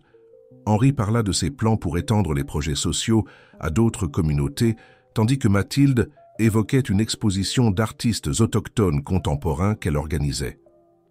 Quand ils eurent fini de manger, ils s'assirent sur le petit canapé du salon, Mathilde avec les jambes repliées sous elle, Henri avec le bras étendu sur le dossier, presque mais pas tout à fait touchant les épaules de Mathilde. « Puis-je vous poser une question personnelle ?» dit-il après un moment de silence confortable. « Après tout ce que nous avons déjà partagé, je pense que oui, » répondit Mathilde avec un sourire timide. « Qu'est-ce que vous regardiez dans la chambre? Vous sembliez perdu dans vos pensées quand vous êtes revenu. » La question la prit par surprise. Il était observateur, elle devait l'admettre. « J'ai trouvé le journal d'une ancienne camarade d'université, » répondit-elle, ne voyant pas l'intérêt de cacher cela. « Gabrielle. Elle l'a laissé derrière elle quand elle a obtenu son diplôme et je ne l'ai jamais rendu. Vous n'avez jamais été curieuse de le lire ?» Mathilde hésita. « Si, bien sûr, mais cela semblait incorrect, une invasion de vie privée. » « Et maintenant ?»« Maintenant. » Elle respira profondément. « Maintenant, je me demande si le trouver justement aujourd'hui n'était pas une sorte de signe. » Gabrielle a toujours semblé si sûre d'elle, si à l'aise dans le monde. Exactement l'opposé de comment je me sentais. Peut-être y a-t-il quelque chose dans son journal qui pourrait m'aider à comprendre tout cela. Henri acquiesça, compréhensif. Parfois, les personnes qui semblent les plus sûres sont celles qui portent les plus grandes insécurités. Comme vous, observa Mathilde, avec un petit sourire. Comme nous deux, corrigea-t-il gentiment. Ils restèrent silencieux. Un moment, le son de la pluie remplissant l'espace entre eux. Puis, sur une impulsion, Mathilde se leva. « Je vais le chercher. Lisons-le ensemble. » Quand elle revint avec le journal, elle s'assit plus près d'Henri, leurs épaules se touchant légèrement. Elle ouvrit le carnet avec soin, les pages jaunies, par le temps révélant une calligraphie délicate et élaborée. « 15 mars 2020, commença-t-elle à lire à haute voix. « Encore un jour, encore une fête, encore un garçon ivre essayant de m'impressionner avec des histoires sur sa voiture ou son appartement. Je souris, feins l'intérêt, attends le bon moment pour m'échapper. Personne ne comprendrait si je disais la vérité, que j'ai 23 ans et n'ai jamais été avec personne. Que la simple pensée me terrifie, que je préfère inventer des histoires sur des ex-petits amis inexistants plutôt qu'admettre mon inexpérience totale. Dis, Fonte, j'ai peur. Peur de ne pas savoir quoi faire, peur d'être jugée, peur de me donner à quelqu'un et de découvrir que je ne suis pas suffisante. » Mathilde arrêta de lire, sentant un nœud dans sa gorge. Les mots de Gabrielle auraient pu être écrits, par elle-même, la même angoisse, les mêmes craintes, la même sensation d'inadéquation dans un monde qui valorisait l'expérience par-dessus tout. Continuez, encouragea Henri doucement, plaçant une main sur la sienne. Tournant la page, Mathilde continua. « 2 avril 2020, j'ai rencontré quelqu'un, Daniel, différent des autres. Il n'essaie pas de m'impressionner, ne joue pas à des jeux. Nous avons parlé pendant des heures de livres, de films, de rêves. Pour la première fois, je sens que je peux être moi-même avec quelqu'un, que je peux peut-être dire la vérité. » Les entrées suivantes détaillaient le développement de la relation entre Gabrielle et Daniel. Les premiers rendez-vous, les conversations profondes, la peur constante qu'il découvre son secret et la rejette, puis une entrée particulièrement émouvante. 10 juin 2020. J'ai dit à Daniel ce soir, à propos de n'avoir jamais été avec personne, de ma peur, de mon insécurité. Je m'attendais à voir de la déception, peut-être, même du mépris dans ses yeux. Au lieu de cela, j'ai vu de la compréhension. Il m'a prise dans ses bras, m'a dit que rien de tout cela n'importait, qu'il m'aimait pour qui j'étais, pas pour ce que j'avais fait ou pas fait. J'ai pleuré dans ses bras, non de tristesse, mais de soulagement, de gratitude pour avoir enfin trouvé quelqu'un qui me voit vraiment, et qui me veut quand même. Mathilde sentit des larmes dans ses propres yeux en lisant ces mots. La page suivante avait été arrachée, et les entrées suivantes sautaient à août de cette année-là. Le ton avait changé. Il y avait une nouvelle confiance dans l'écriture de Gabrielle, une sérénité qui n'était pas présente auparavant. 25 août 2020. 6 mois avec Daniel aujourd'hui. Je n'ai jamais imaginé que ce pourrait être ainsi, être aimé, désiré, accepté complètement. L'intimité que nous partageons va bien au-delà du physique. C'est une connexion que je n'ai jamais pensé possible. Je regarde la fille effrayée que j'étais et je la reconnais à peine. Toute cette peur, toute cette angoisse, pourquoi? Ce que j'ai découvert, c'est que l'important n'est pas l'expérience elle-même, mais avec qui vous la partagez. Avec la bonne personne, même le toucher le plus inexpérimenté devient parfait. Mathilde ferma le journal, incapable de continuer à lire. Les mots de Gabrielle avaient touché quelque chose de profond en elle, un espoir qu'elle se permettait à peine de ressentir, un désir de ce type d'acceptation inconditionnelle. Elle a trouvé quelqu'un, dit-elle doucement, plus pour elle-même que pour Henri. Quelqu'un qui l'a acceptée telle qu'elle était. Tout comme vous avez trouvé, répondit Henri, sa voix à peine plus qu'un murmure. Leurs regards se rencontrèrent, et à ce moment, quelque chose passa entre eux, une compréhension mutuelle, une promesse non verbalisée. Henri leva la main lentement, touchant le visage de Mathilde avec une délicatesse presque révérencieuse. Elle ferma les yeux, sentant la chaleur de ses doigts contre sa peau, le cœur battant fort dans sa poitrine. Quand il se pencha pour l'embrasser, il n'y avait pas d'anxiété ni de peur, seulement la certitude que, comme Gabrielle l'avait écrit, Avec la bonne personne, tout devenait parfait. Le baiser fut doux, hésitant au début, puis plus profond, plus urgent. Mathilde se sentit fondre contre lui, toutes les barrières qu'elle avait construites au fil des ans s'effondrant d'un simple toucher. Quand ils se séparèrent enfin, tous deux haletants, Henri appuya son front contre le sien. « Nous n'avons pas besoin de faire quoi que ce soit que vous ne voulez pas, murmura-t-il. Nous pouvons y aller à votre rythme, sans pression, sans attente. »« Je sais, » répondit-elle, sa voix tremblant légèrement, « et c'est pourquoi je vous fais confiance. » Cette nuit marqua le début de quelque chose de nouveau entre eux, pas seulement physiquement mais émotionnellement. Dans les jours et les semaines qui suivirent, leur relation s'approfondit, grandissant en confiance et en intimité. Henri se montra patient et compréhensif, respectant toujours les limites de Mathilde, ne la précipitant ou la pressant jamais. Pour Mathilde, c'était comme découvrir un nouveau monde, pas seulement le monde du plaisir physique, qui vint graduellement, à mesure qu'elle se sentait plus à l'aise d'explorer cet aspect d'elle-même, mais le monde de la véritable connexion émotionnelle, d'être acceptée et aimée exactement comme elle était. 2 semaines après la nuit du journal, Mathilde décida qu'il était temps d'affronter un autre défi, dire la vérité à sa mère. Elle organisa un déjeuner dominical dans le petit appartement de Versailles où Marguerite Leroy vivait seule, depuis que Mathilde était partie pour l'université. « Tu sembles différente », observa Marguerite, en mettant la table pour le déjeuner. À 55 ans, c'était encore une belle femme, avec les mêmes yeux vert-brun que sa fille et des cheveux gris coupés en un carré élégant. Plus légère d'une certaine façon. Mathilde sourit, aidant sa mère avec les assiettes. « Je me sens différente, maman. J'ai rencontré quelqu'un. » Marguerite haussa les sourcils, surprise. « Un homme, c'est une nouveauté. Tu ne parles jamais de ta vie amoureuse. »« Parce que je n'en ai jamais eu une, » répondit Mathilde, décidant d'être complètement honnête. « Jusqu'à maintenant. » Elles s'assirent à table, l'arôme du bœuf bourguignon, le déjeuner dominical traditionnel de la famille, remplissant la petite cuisine. Mathilde joua avec la nourriture dans son assiette, rassemblant son courage pour la conversation qu'elle devait avoir. « Maman, je dois te dire quelque chose que je n'ai jamais eu le courage de dire avant. » Marguerite posa sa fourchette, son expression soudainement sérieuse. « Qu'y a-t-il, ma fille?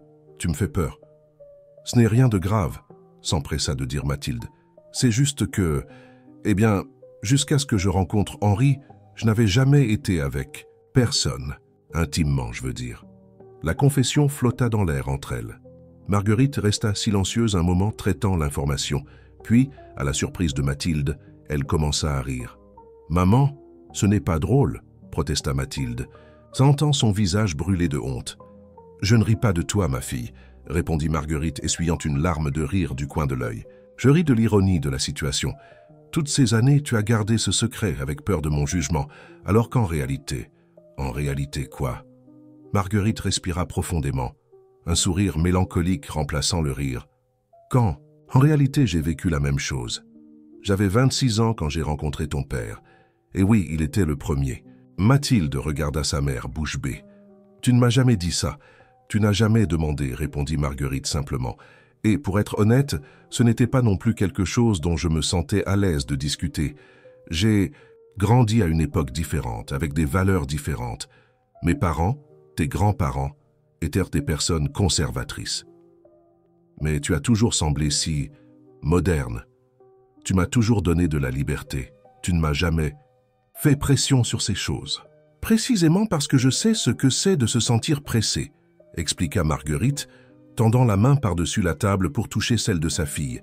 « Quand j'étais jeune, mes amis avaient déjà des expériences dont je n'osais même pas rêver.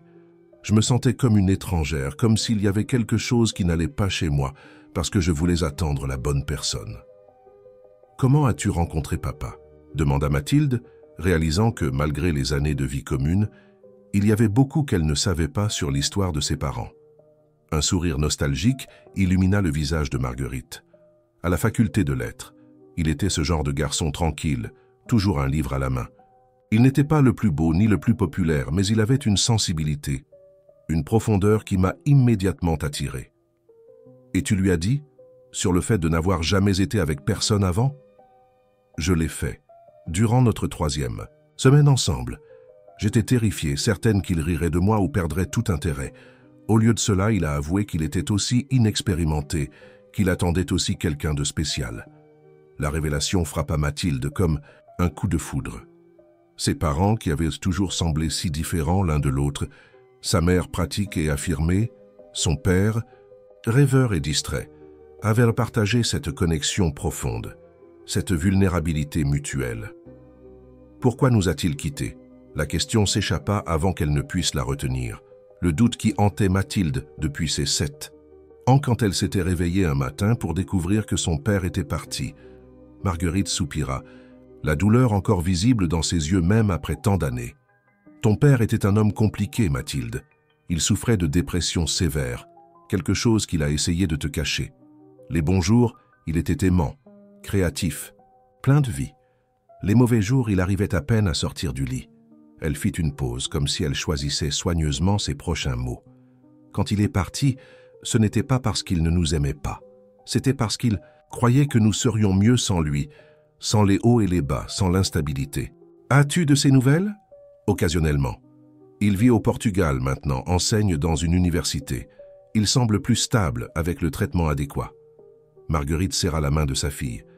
Il demande de tes nouvelles, tu sais? Il a toujours voulu savoir comment tu allais, ce que tu faisais. Pourquoi ne m'as-tu jamais dit cela avant?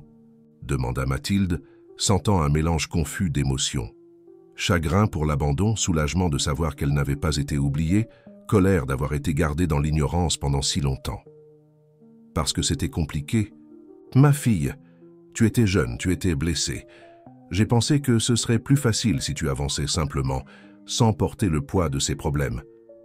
Elles restèrent silencieuses un moment, la nourriture refroidissant dans les assiettes. Oubliée. Puis Marguerite sourit, essayant d'alléger l'ambiance. « Mais nous parlions de toi et de ce Henri. Qui est-il?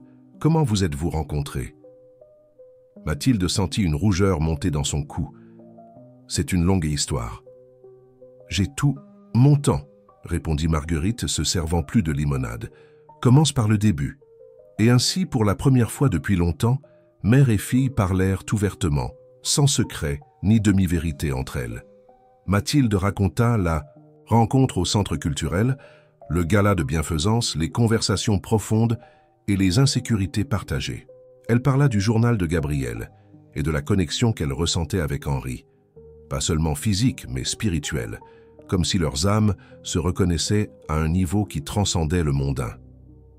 Au fur et à mesure que les mois passaient, la relation entre Mathilde et Henri s'épanouissait, nourrie par la compréhension mutuelle et la vulnérabilité partagée. Ce qui avait commencé comme une connexion basée sur des secrets et des insécurités communes s'était transformé en quelque chose de profond et authentique, un amour construit sur des fondements d'honnêteté et d'acceptation. Naturellement, dans une ville comme Paris, où les murs ont des oreilles et les yeux sont partout, il était impossible de maintenir une relation totalement privée, surtout quand l'un des impliqués était l'un des hommes les plus riches et connus du pays. Bientôt, les magazines de potins commencèrent à annoncer la romance entre le milliardaire de la technologie et la mystérieuse conservatrice d'art. Henri Deschamps échange les mannequins pour une intellectuelle, disait la manchette, d'un magazine numérique populaire. Des sources proches affirment que l'entrepreneur est complètement amoureux de la conservatrice Mathilde Leroy, du Centre culturel de la Banque de France. L'exposition publique était quelque chose avec laquelle Mathilde luttait encore pour s'habituer. Les regards curieux quand elle entrait dans des restaurants avec Henri, les flashs occasionnels des photographes qui les attendaient à la sortie d'événements, les commentaires sur les réseaux sociaux spéculant sur la nature de leur relation, tout cela la rendait profondément mal à l'aise. « Je déteste ça », confessa-t-elle un soir, alors qu'il dînait dans son appartement, loin des regards indiscrets. « J'ai l'impression que ma vie privée ne m'appartient plus, comme si chaque aspect de notre relation était une propriété publique. » Henri acquiesça, compréhensif. C'est le prix de la notoriété. Malheureusement, cela fait partie du package. Quand on entretient une relation avec quelqu'un comme moi, ce n'est pas juste pour toi non plus, observa Mathilde, touchant sa main sur la table. La façon dont il te dépeigne comme un playboy qui a finalement posé ses valises. Personne ne connaît l'homme que je connais. Un sourire mélancolique apparut sur les lèvres d'Henri.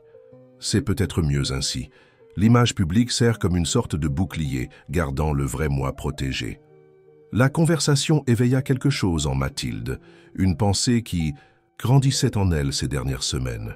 « Henri, as-tu déjà envisagé d'utiliser ta plateforme, ton influence, pour parler de... et bien des choses dont nous avons discuté, des pressions sociales, des attentes irréalistes, de la sensation d'inadéquation que tant de personnes ressentent. » Il la regarda surpris. « Tu veux dire rendre publique mon histoire ? Parler ouvertement. D'avoir été vierge jusqu'à 30 ans. Pas nécessairement aussi personnel, clarifia-t-elle rapidement. Mais peut-être créer une sorte d'initiative, quelque chose qui aide les jeunes qui se sentent comme nous nous sommes sentis, déplacés, différents, pressés de s'adapter à des moules qui n'ont pas été faits pour eux. » L'idée flotta, entre eux un moment vibrante de possibilités. Henri la considéra sérieusement, ses yeux distants comme il l'était toujours quand il traitait un nouveau concept. « Une fondation, dit-il finalement. Nous pourrions créer une fondation dédiée à la promotion de l'estime de soi, de l'acceptation personnelle, du respect des choix individuels. Quelque chose qui aille au-delà des discours motivationnels vides et aborde les vraies questions que les jeunes affrontent. » Son enthousiasme était contagieux. Mathilde sentit son propre cœur s'accélérer avec les possibilités. Nous pourrions travailler avec des écoles, des universités, des quartiers défavorisés, créer des espaces sûrs où les jeunes peuvent discuter de leurs insécurités sans peur de jugement. Utiliser l'art comme outil d'expression et de guérison, ajouta Henri, connaissant la passion de Mathilde pour son travail. Expositions, ateliers créatifs, interventions urbaines qui défient les normes sociales et célèbrent la diversité des expériences. Cette nuit-là, entre verres de vin et idées enthousiastes, naquit le projet qui transformerait non seulement leur vie, mais potentiellement les vies de milliers de jeunes Français. La Fondation Nouveaux Horizons commença comme un rêve partagé, une vision d'un monde où personne n'aurait besoin de se sentir inadéquat pour ne pas suivre les chemins conventionnels. Dans les semaines suivantes, Mathilde et Henri se consacrèrent à la planification de la Fondation. Henri utilisa ses contacts dans le monde des affaires pour garantir un soutien financier et logistique, tandis que Mathilde se concentra sur le développement des programmes éducatifs et culturels. Ensemble, ils formèrent une équipe multidisciplinaire de psychologues, éducateurs, artistes et assistants sociaux engagés dans la mission de la Fondation. Le siège fut établi dans un ancien hôtel particulier dans le quartier du Marais, avec vue sur la Seine. Le bâtiment historique, restauré avec soin pour préserver son architecture originale, tout en offrant des installations modernes, deviendrait un symbole de la philosophie de la Fondation. Honorer le passé tout en regardant vers l'avenir, maintenir ce qui fonctionne et transformer ce qui a besoin d'être changé. Cependant, tout ne fut pas rose dans le développement du projet. À mesure que la nouvelle sur la Fondation se répandait, des critiques surgissaient de secteurs plus conservateurs de la société. Certains questionnaient la nécessité d'une telle initiative, argumentant qu'elle encouragerait les jeunes à rejeter les valeurs traditionnelles. D'autres spéculaient sur les vraies motivations derrière le projet, insinuant que ce serait juste une stratégie de marketing pour améliorer l'image publique d'Henri. « Nous ne devrions pas nous soucier de ce qu'ils disent », insistait Mathilde, bien que les critiques la blessent profondément. « Nous savons pourquoi nous faisons cela. Le problème est que nous avons besoin du soutien public pour que la Fondation ait la portée que nous souhaitons, » répondit Henri, pragmatique comme toujours. « Nous ne pouvons pas simplement ignorer l'opinion publique. » Ce fut durant cette période turbulente que Delphine, l'amie de longue date de Mathilde, prouva sa valeur une fois de plus. Journaliste respectée dans l'un des plus grands portails d'information du pays, elle proposa une série de reportages sur la Fondation, présentant les objectifs réels du projet et donnant voix aux jeunes qui pourraient bénéficier de ces initiatives. « J'aurais besoin d'une interview exclusive avec vous deux, » dit Delphine lors d'une réunion dans l'appartement de Mathilde. « Quelque chose de personnel, qui montre au public ce qui a vraiment motivé la création de la Fondation. » Mathilde et Henri échangèrent des regards inquiets.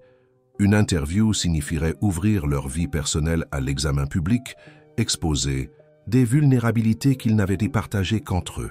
« Vous n'avez pas besoin de tout dire, » assura Delphine, percevant leur hésitation. « Mais vous devez montrer de l'authenticité. Les gens sentent quand quelque chose est authentique. » Après beaucoup de délibérations, ils acceptèrent l'interview établissant des limites claires sur ce qu'ils seraient disposés à discuter. La conversation avec Delphine eut lieu au futur siège de la Fondation, encore en travaux, symbolisant le travail en cours qui était non seulement l'espace physique, mais aussi le voyage personnel des deux. « Qu'est-ce qui a motivé la création de la Fondation Nouveaux Horizons ?» demanda Delphine, enregistreur allumé, bloc-notes prêt. Mathilde respira profondément, cherchant les mots justes. « Tant Henri que moi connaissons le poids des attentes sociales. Nous avons grandi en croyant qu'il y avait quelque chose qui n'allait pas chez nous, parce que nous ne suivions pas le scénario que la société avait écrit pour nous. Nous avons découvert, à travers notre propre voyage, que beaucoup des insécurités que nous portons sont des produits d'un système qui valorise la conformité au-dessus de l'authenticité, » compléta Henri, sa voix ferme mais douce. « La Fondation est née de notre volonté de créer des espaces où les jeunes peuvent se sentir acceptés tels qu'ils sont, où ils peuvent explorer leurs identités sans peur de jugement. » « Et comment comptez-vous faire cela en pratique ?» continua Delphine. « À travers des programmes éducatifs qui abordent des thèmes comme l'estime de soi, le consentement, le respect des différences, » expliqua Mathilde. « Des ateliers d'art comme outil d'expression personnelle, des groupes de soutien facilités par des psychologues, des campagnes de sensibilisation qui défient les stéréotypes nocifs. Nous développons également des partenariats avec des écoles publiques et des organisations communautaires, » ajouta Henri. « Nous voulons que la Fondation soit accessible à tous, pas seulement à ceux qui peuvent payer pour des services de soutien psychologique ou éducatif. » L'interview continua pendant presque 2 heures, avec Delphine posant des questions perspicaces qui permettaient à Mathilde et Henri de partager leur vision sans exposer des détails trop intimes de leur vie personnelle. À la fin, tous deux sentirent qu'ils avaient réussi à communiquer l'essence de la Fondation, non comme une institution de charité née de la culpabilité ou du désir de promotion personnelle, mais comme un projet authentique, enraciné dans des expériences vécues. La série de reportages de Delphine fut publiée la semaine suivante, générant une vague de soutien public qui surprit même les plus optimistes. Des jeunes de tout le pays commencèrent à prendre contact, partageant leurs propres histoires d'insécurité et d'inadéquation, exprimant leur gratitude pour l'initiative et s'offrant comme volontaires. Des entreprises qui avaient initialement hésité à associer leur marque à la Fondation cherchèrent maintenant des partenariats, reconnaissant le potentiel d'impact social du projet. Cependant, toutes les réponses ne furent pas positives. L'exposition publique apporta avec elle un nouveau niveau d'examen pour la relation de Mathilde et Henri. Camille Vasseur, l'ex-liaison d'Henri que Mathilde avait rencontré au gala de bienfaisance, accorda une interview explosive à un magazine de célébrités, affirmant que l'entrepreneur utilisait Mathilde dans le cadre d'une stratégie pour nettoyer son image. « Je connais Henri depuis des années », déclara Camille dans l'interview. « Il a toujours préféré des femmes expérimentées, sophistiquées.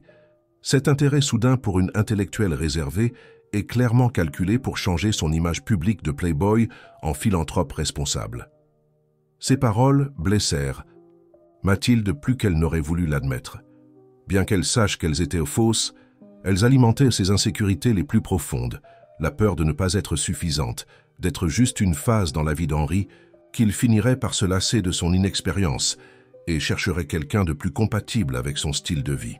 « N'y prête pas attention », conseilla Henri quand il vit Mathilde lire l'interview sur sa tablette. « Camille a toujours été rancunière parce que je n'ai jamais voulu quelque chose de sérieux avec elle. » « Et si elle avait raison ?» demanda Mathilde, sa voix petite. « Et si un jour tu te rends compte que tu as besoin de quelqu'un de plus comme elle ?» Henri prit son visage entre ses mains, ses yeux fixés dans les siens. « Mathilde, ce que nous avons va bien au-delà du physique. J'ai trouvé en toi quelque chose que j'ai cherché toute ma vie, une acceptation authentique, une compréhension véritable. Tu me vois comme je suis vraiment, pas comme le monde me voit ou comme il voudrait que je sois. » Ces paroles calmèrent les insécurités immédiates. Mais Mathilde savait que le voyage vers la confiance en soi était long et plein, de hauts et de bas. C'était exactement pour cela que la Fondation était si importante, parce que ses peurs, ses doutes étaient universels, et tout le monde méritait des outils pour les gérer. L'inauguration officielle de la Fondation Nouveaux Horizons fut fixée pour mars de l'année suivante, coïncidant délibérément avec le début de l'année scolaire. Alors que la date approchait, Mathilde partagea son temps entre son travail au centre culturel, qui incluait maintenant le commissariat d'une exposition sur l'art comme forme de résistance aux pressions sociales, et les préparatifs finaux pour le lancement de la Fondation. Henri, quant à lui, faisait face à des pressions croissantes dans ses affaires. L'économie mondiale traversait des turbulences et certains investisseurs remettaient en question son dévouement aux entreprises maintenant qu'il était impliqué dans la Fondation et dans une relation sérieuse. « Il pense que j'ai perdu ma concentration », se plaignit-il un soir après une réunion particulièrement tendue avec le conseil d'administration de son entreprise principale. Comme si être un dirigeant accompli signifiait ne pas avoir de vie au-delà des affaires. C'est la même mentalité toxique que nous essayons de combattre avec la Fondation, observa Mathilde, massant ses épaules tendues. L'idée que nous sommes définis par une seule facette de nos vies, notre travail, notre sexualité, notre statut. Exactement, convint Henri, inclinant la tête en arrière pour la regarder. C'est pourquoi nous devons faire en sorte que cela fonctionne, Mathilde. Pas seulement pour nous, mais pour tous ceux qui se sentent piégés dans des cases que la société a créées pour eux. La détermination renouvelée les propulsa à travers les dernières semaines de préparation. L'hôtel particulier du Marais fut transformé. Salle de réunion accueillante, studio d'art équipé de matériaux divers, une bibliothèque spécialisée dans des œuvres sur le développement personnel et l'acceptation, un auditorium pour des conférences et des ateliers, et même un café géré par des jeunes de quartiers défavorisés, offrant une formation professionnelle en plus de boissons et d'encas délicieux. Une semaine avant l'inauguration, Mathilde reçut un appel inattendu. C'était sa mère, Marguerite, la voix débordant d'émotion. « Ma fille, tu ne vas pas le croire. J'ai reçu un email de ton père. Il a vu les reportages sur la Fondation et veut être présent à l'inauguration. Il revient en France après toutes ces années. » La nouvelle du retour de son père laissa Mathilde en état de choc. Pendant presque 20 ans, Édouard Leroy n'avait été guère plus qu'un souvenir lointain, une absence qui avait façonné sa vie autant que n'importe quelle présence. Et maintenant, motivé par la fondation qu'elle et Henri avaient créée, il revenait. « Comment te sens-tu à ce sujet ?» demanda Henri cette nuit-là, alors qu'il marchait le long de la Seine, le soleil se couchant à l'horizon dans une explosion d'orange et de pourpre. Mathilde soupira, ses pieds nus s'enfonçant dans le sable humide du bord de l'eau. « Je ne sais pas. Une partie de moi veut le voir, comprendre pourquoi il est parti, qui il est devenu. Une autre partie a peur, peur d'être déçue, peur de découvrir que je ne suis pas importante pour lui. »« Compréhensible, » dit Henri, serrant doucement sa main. « Mais peut-être que c'est une opportunité de guérison, pas seulement pour toi, mais pour toute ta famille. Et s'il n'aime pas qui je suis devenu ?» La question s'échappa avant qu'elle ne puisse la retenir, révélant une insécurité profonde que même Henri ne connaissait pas complètement. Il s'arrêta, se tournant pour lui faire face, ses mains tenant fermement ses épaules. « Mathilde, tu es une femme extraordinaire, intelligente, compatissante, authentique. S'il ne peut pas voir cela, la perte est la sienne, pas la tienne. » Les mots d'Henri, si sûrs et sincères, calmèrent le tourbillon d'émotions en elle. Une fois de plus, Mathilde s'émerveilla de la façon dont il arrivait à l'ancrer, comment sa présence rendait les défis plus gérables. Les jours qui précédèrent l'inauguration passèrent dans un flou d'activités frénétiques. Les derniers détails étaient finalisés, les invitations confirmées, la presse coordonnée. Mathilde et Henri avaient à peine le temps de respirer, encore moins de traiter l'imminente retrouvaille avec Édouard. La veille du grand jour, Marguerite appela pour informer qu'Édouard était arrivé à Paris et était logé dans un hôtel à Neuilly-sur-Seine. « Il a demandé s'il pouvait te voir avant l'inauguration, » dit-elle, la voix tendue. « Il a dit qu'il comprendrait si tu ne voulais pas. » Mathilde hésita, le cœur battant fort. « Je crois que j'ai besoin de le faire, » répondit-elle finalement. « J'ai besoin de le voir seul, avant qu'il ne devienne une partie de ce moment si important. » Ils convinrent de se rencontrer dans un café discret à Montparnasse, territoire neutre pour les deux. Quand Mathilde arriva, ponctuellement à 10 heures du matin, Édouard était déjà là, assis à une table dans le coin, une tasse de café, intacte devant lui. Elle le reconnut immédiatement, malgré les 2 décennies de séparation. Les cheveux étaient maintenant complètement gris, des lignes profondes marquèrent son visage, mais les yeux, ces mêmes yeux marrons qu'elle voyait tous les matins dans le miroir, restaient inchangés. « Mathilde, dit-il, se levant quand il la vit. Sa voix trembla légèrement, chargée d'émotion. « Tu es magnifique. » Ils restèrent debout un moment, séparés par plus que juste la table entre eux. Puis, dans une impulsion qui les surprit tous les deux, Mathilde fit le tour et l'étreignit.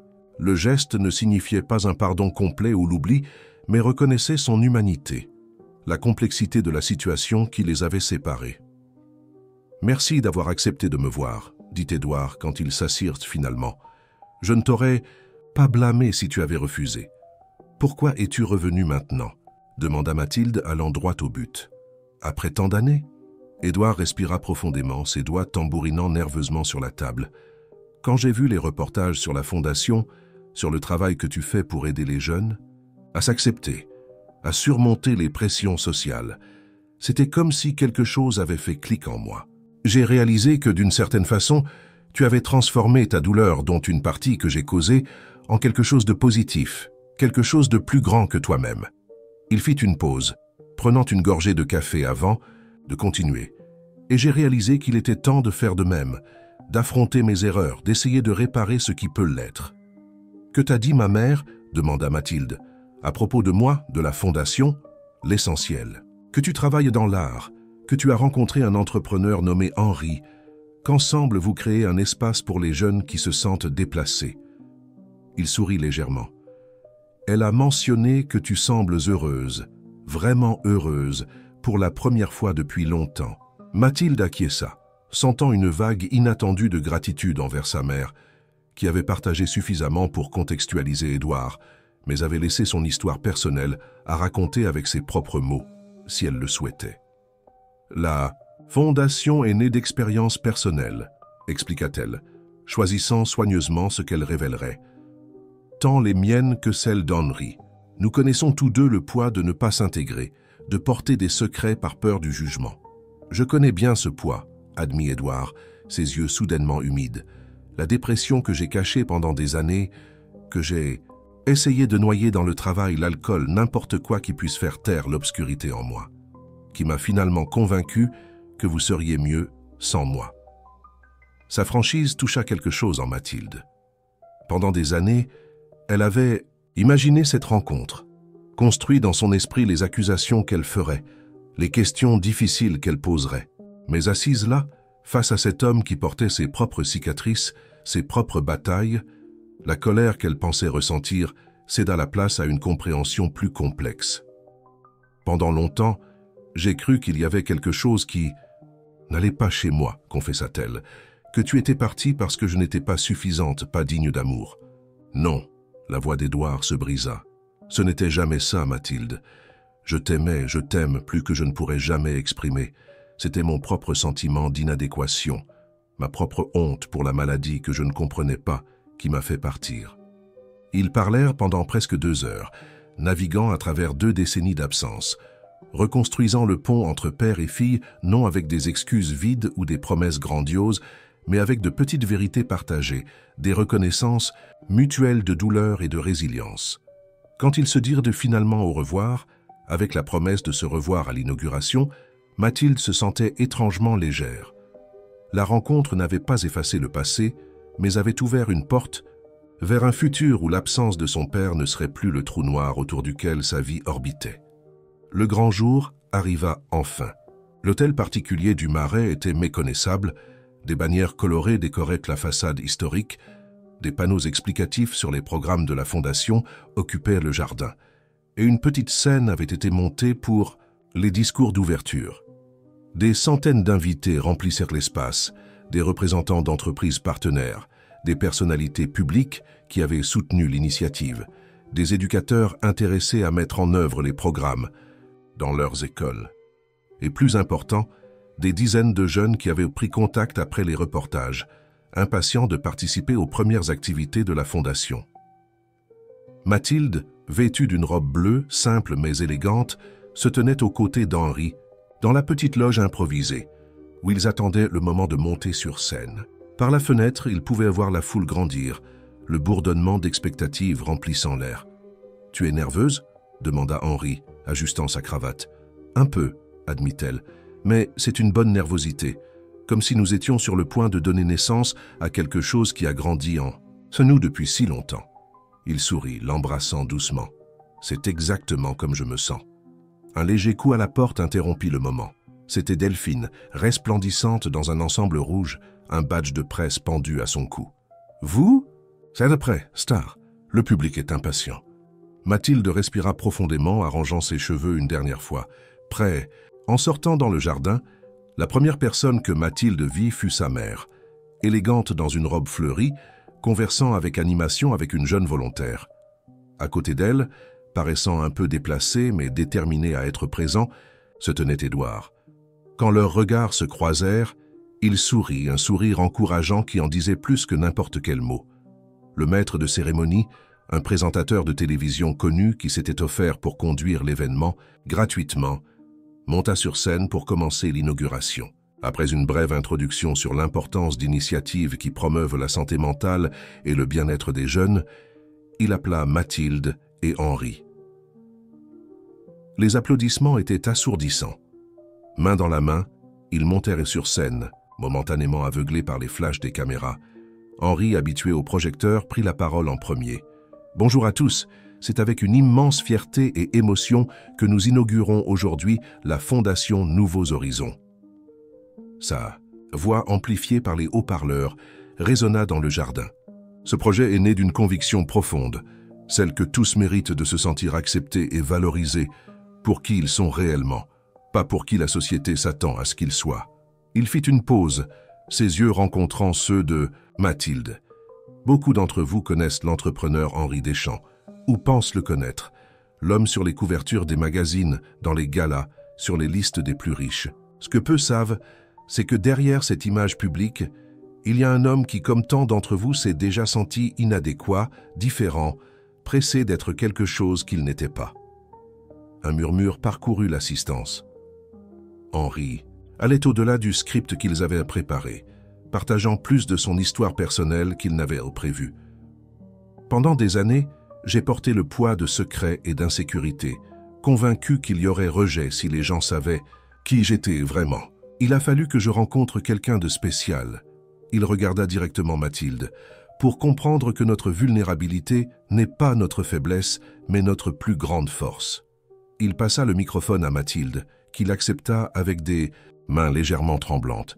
Elle trouva les yeux de sa mère dans la foule, puis ceux d'Édouard et finalement ceux de Delphine, qui fit un signe d'encouragement.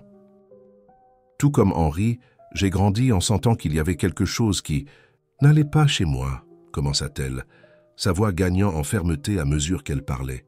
Que mes choix, mes valeurs, mon rythme de vie étaient d'une certaine façon inadéquats pour le monde dans lequel nous vivons. Je me sentais constamment jugé pour ne pas suivre le même chemin que mes pères, pour valoriser des choses différentes, pour établir mes propres limites. Elle respira profondément, rassemblant son courage pour les prochains mots. J'ai mis longtemps à comprendre qu'il n'y avait rien de mal chez moi, que les insécurités que je portais étaient des reflets des attentes irréalistes que la société impose, particulièrement aux jeunes. Des attentes sur comment nous devrions nous comporter, comment nous devrions nous rapporter, combien expérimentés nous devrions être. Elle vit certaines têtes acquiescer dans l'assistance, des jeunes qui s'identifiaient clairement à ses paroles. La Fondation Nouveaux Horizons naît de cette compréhension. Nous voulons créer un espace où les jeunes peuvent explorer qui ils sont vraiment, sans le poids de ces attentes, où ils peuvent apprendre que leur valeur ne réside pas dans combien d'expériences ils ont accumulées, mais dans l'authenticité avec laquelle ils vivent leur vie. Les applaudissements qui suivirent furent chaleureux, sincères. Mathilde sentit Henri serrer sa main, une vague de fierté et d'amour émanant de lui. Ensemble, ils remercièrent tous ceux qui avaient rendu le projet possible. Les partenaires, les volontaires, l'équipe multidisciplinaire, les premiers jeunes qui leur avaient fait suffisamment confiance pour partager leurs histoires. Après, les discours vinrent le moment symbolique de couper le ruban qui inaugurait officiellement la Fondation. Henri insista pour que Mathilde fasse les honneurs, mais elle secoua la tête. « Ensemble, dit-elle, assez fort pour que lui seul entende.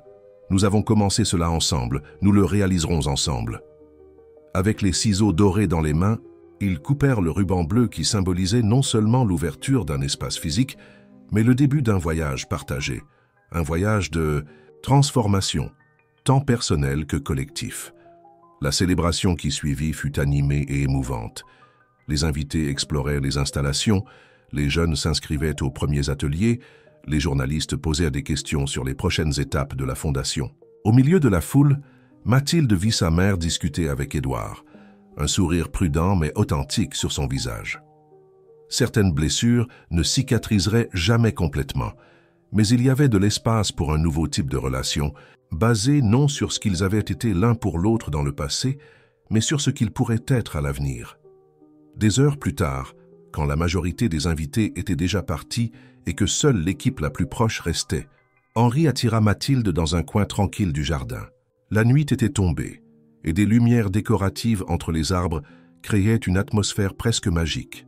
« Es-tu heureuse » demanda-t-il, ses yeux brillants à la douce lumière. Mathilde considéra la question un moment. Le bonheur, lui, avait toujours semblé un concept insaisissable, quelque chose que d'autres personnes expérimentaient, mais qui d'une certaine façon passait à côté de sa propre vie.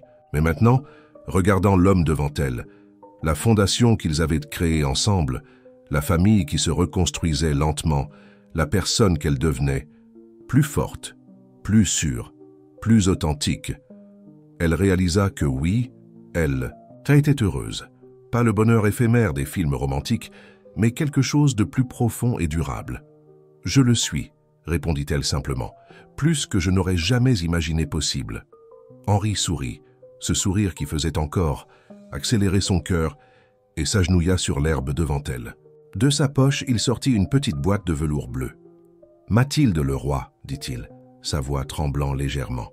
Ces derniers mois, tu m'as appris plus sur le courage, l'authenticité et l'amour véritable que je n'en ai appris durant toute ma vie. Ensemble, nous avons transformé nos insécurités en force, nos différences en notre plus grand avantage. » Il ouvrit la boîte, révélant une bague délicate avec un unique saphir bleu. « Je ne sais pas ce que l'avenir nous réserve. À nous, à la fondation, à tout ce que nous avons construit ensemble. Mais je sais que je veux le découvrir à tes côtés. Me ferais-tu l'honneur de devenir ma femme ?» Les larmes que Mathilde avait contenues toute la journée, larmes d'émotion pour l'inauguration, pour les retrouvailles avec son père, pour le voyage qui l'avait amené jusqu'ici, débordèrent finalement.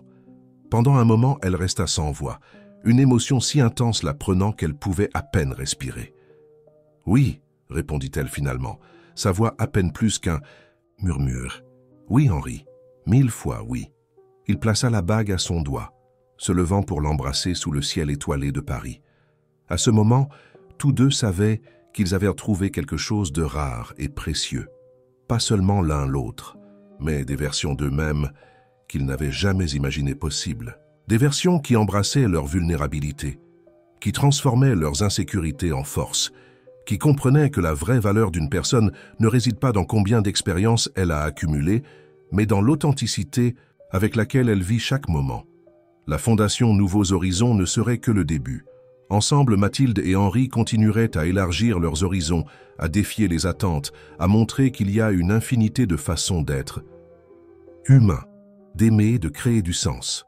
Et dans le processus, ils inspireraient d'autres à faire de même, à embrasser leur vérité, à vivre authentiquement, à transformer leurs propres insécurités en un héritage d'acceptation et d'amour. Tandis qu'ils marchaient main dans la main de retour à la fête, pour partager la nouvelle avec leurs proches, Mathilde réfléchit au voyage qui l'avait amenée jusqu'ici. De la jeune femme insécure qui se cachait derrière des livres d'art et évitait les connexions par peur du rejet, à la femme confiante qui affrontait maintenant l'avenir non avec peur mais avec anticipation. Une transformation qui prouvait que parfois, nos plus grandes insécurités peuvent devenir nos plus grandes forces, quand nous trouvons le courage de les embrasser et quand nous trouvons quelqu'un qui nous aime non malgré elle, mais à cause d'elle. Plus vous commentez et partagez